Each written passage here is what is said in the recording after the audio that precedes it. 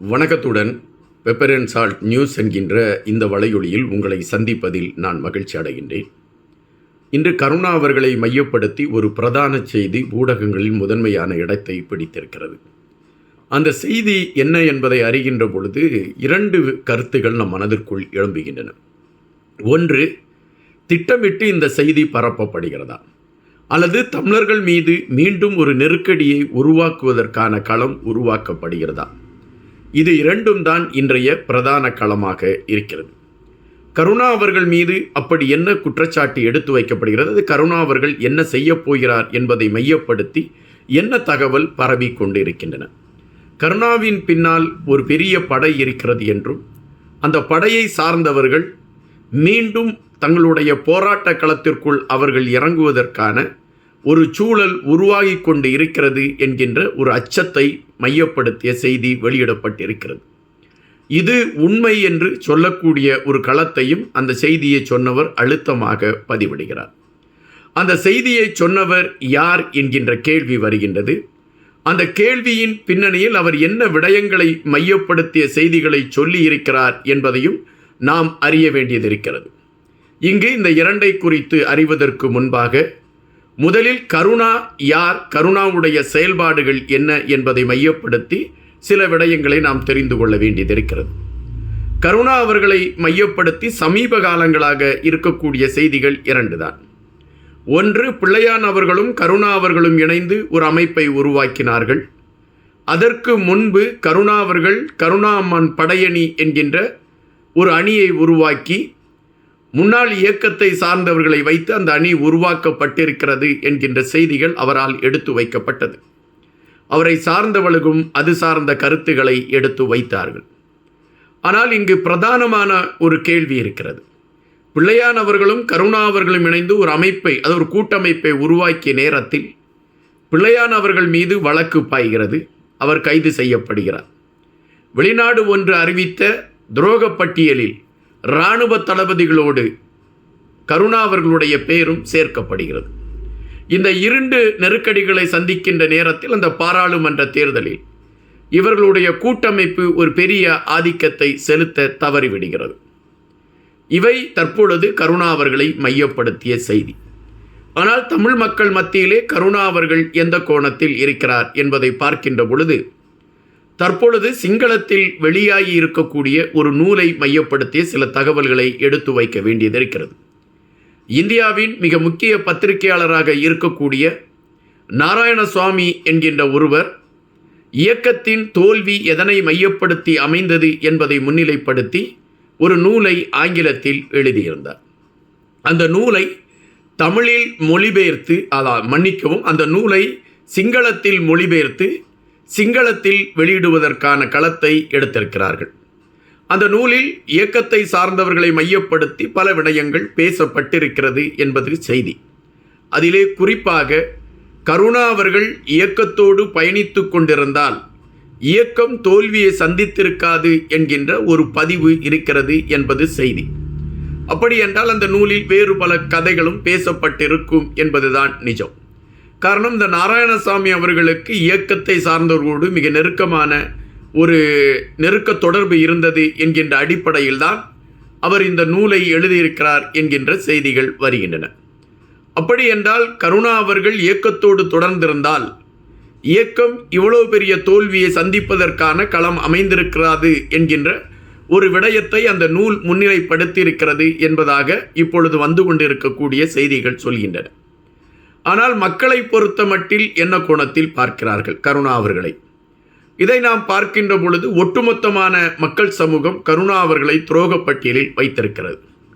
1.5 லட்சம் தமிழர்கள் மரணத்தை தழுவதற்கும் அவர்கள் இறந்து போவதற்கான ஒரு களத்தை எடுப்பதற்கும் 30 ஆண்டு காலம் போராட்டம் சிதைக்கப்படுவதற்கும் கருணா அவர்கள் எடுத்த துரோக செயல்கள்தான் காரணம் என்கின்ற ஒரு கருத்து பரவலாக இருக்கிறது. அதுபோல இயக்கத்திற்கும் இராணுவத்திற்கும் இடையே நடைபெற்று கொண்டிருந்த அந்த போர்க்களத்தில் கூலிப்படைகளை இறக்கிவிட்டு பொதுமக்களையும் இயக்கத்தை சார்ந்தவர்களையும் கொன்று குவித்ததில் கருணா அவர்களுக்கு முக்கியமான பங்குண்டு என்கின்ற ஒரு செய்தி இருக்கின்றன. இவைகள் இரண்டுமே கருணா அவர்கள் மீது எடுத்து வைக்கப்பட்டு கொண்டிருக்கக்கூடிய விமர்சனங்கள். இந்த விமர்சனங்களுக்கெல்லாம் கருணா அவர்களும் பதில் சொல்லியிருக்கின்றார். தமிழகத்தில் இயங்கிக் கொண்டிருக்கக்கூடிய முக்கிய ஊடகம் ஒன்றிற்கு அவர் கொடுத்த ஒரு பேட்டியில் இதை குறித்த ஒரு விளக்கத்தையும் அவர் குறிப்பிட்டிருக்கிறார். எனவே அவர் சார்ந்த நியாயமும் எடுத்து வைக்கப்படுகிறது.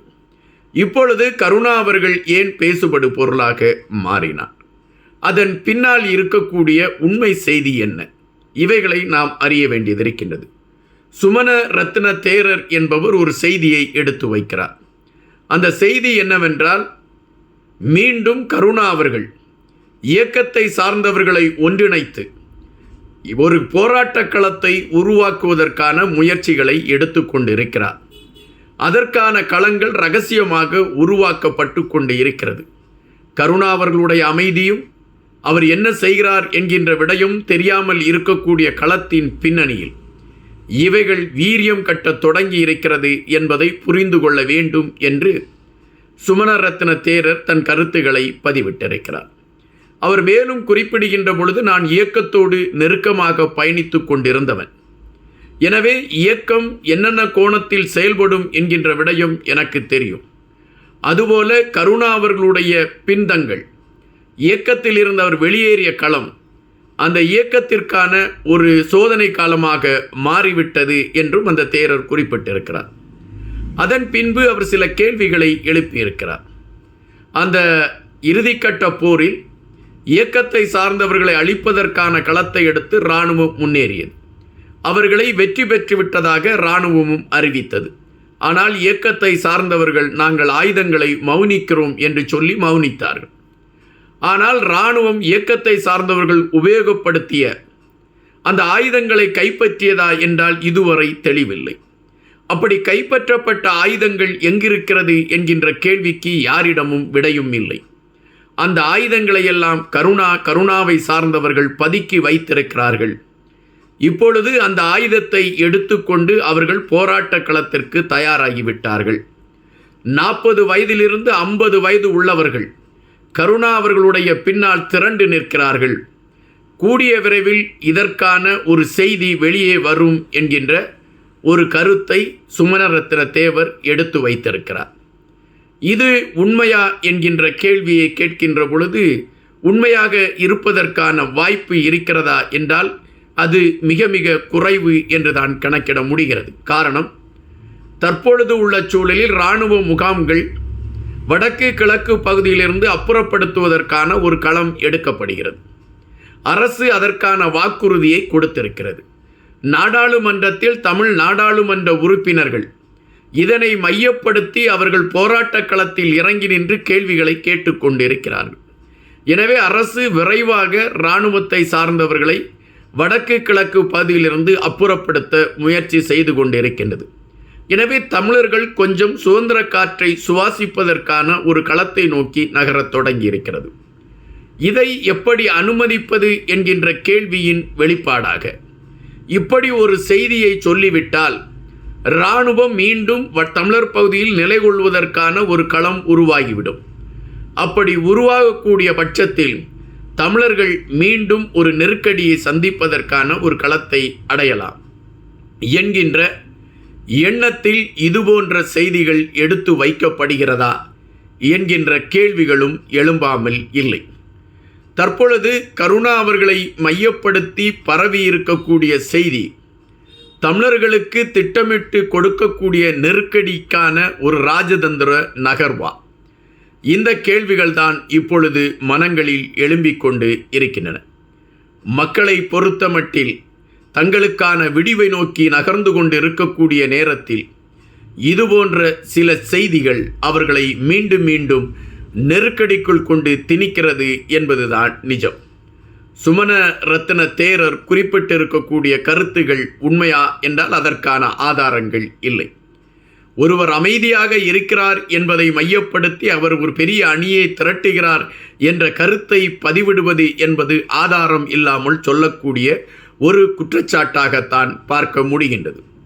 தற்பொழுது உள்ள சூழலில் ஒரு ஜனநாயக முறைமையில் ஜனநாயகம் சார்ந்த களத்தில் தமிழ் மக்கள் தங்களுக்கான நாடாளுமன்ற உறுப்பினர்களை தேர்ந்தெடுத்து அவர்களை நாடாளுமன்றத்தில் பேச வைத்து தமிழர்களுக்கான விடிவை நோக்கி நகரத் தொடங்கி இருக்கிறார்கள்.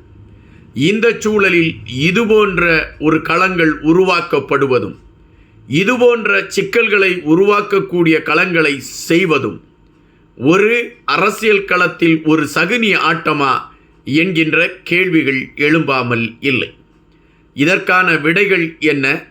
தேரர் சொன்னது உண்மையா அல்லது திட்டமிட்டு ஒரு பொய் பிரச்சாரத்தை தேரர் எடுத்திருக்கிறாரா போன்ற பல விடயங்களை நாம் பொறுத்திருந்துதான் பார்க்க வேண்டியதிருக்கிறது. எப்பொழுதுமே தமிழர்கள் ஒரு நீண்ட சுவாசத்தை விட்டுவிட்டாலே சிங்களர்களுக்கு அது பொறுப்பதில்லை, பிடிப்பதில்லை. இப்பொழுது அதைத்தான் அவர்கள் செய்ய ஆரம்பித்திருக்கிறார்களா என்கின்ற எண்ணம்தான் மனதிற்குள் வருகின்றன. இதற்கு நாம் என்ன நிலையில் இருக்கிறோம் என்பதை விட அடுத்தது என்ன செய்திகளை இவர்கள் சொல்லப் போகிறார்கள் என்கின்ற பதபதைப்போடுதான் இருக்க வேண்டிய ஒரு களம் இருக்கின்றன. காத்திருப்போம். இன்னும் தேடல்களோடு உங்களை சந்திக்கின்றேன். நன்றியுடன் என்பா.